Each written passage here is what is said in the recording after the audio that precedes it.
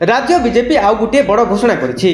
BJP राज्य सभापति मनमोहन सामल श्रीमंदिर को नहीं एथर एभली एक घोषणा करछन्ति। कोटी कोटी भक्तों दाबी सत्वे नवीन सरकार श्रीमंदिर चारिद्वार खोलु नाहंती। रत्न भंडार गणति मणति हेउनाई कि खोली मरामती करू नाहंती। हाईकोर्ट सहित भी लुचकाली खेलुछन्ति।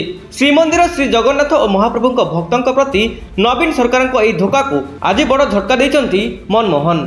जो दिन आम सरकार आसो बीजेपी सरकार आसो से दिन आम पुरी मंदिर जो परंपरा अच्छी चारिटा द्वार खोल जा व्यवस्था आम करूँ। रत्न भंडार से दिन खोलिक देखू रत्न भंडार कौन अच्छी न अच्छी एम खोलिया एम रत्न भंडार कई खोलुना कोर्ट केस है पर भी खोलुना एम चाबी हज जाऊे। तेणु विषय बहुत जे निजे अन्य किसी राजनीति भाषा व्यवहार करने उचित नुहे।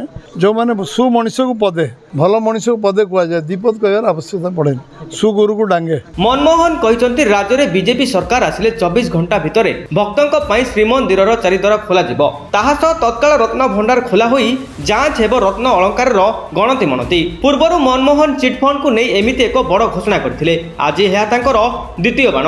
बीजेपी घोषणा उपर महाप्रभु को कोटी कोटी भक्त केते भरोसा करुछन्ति ता समय कहब। जदि भरोसा करिवे ताहाले बीजेपी बाजी मारि नब। देखा जाऊ स्थिति कौन हेउछि। मनमोहन को घोषणा को लोके केते दूर भरोसा करुछन्ति ताहा निर्वाचन रे ही जणा पड़िजिवो। भुवनेश्वर प्रताप कुमार साहू द कैभर।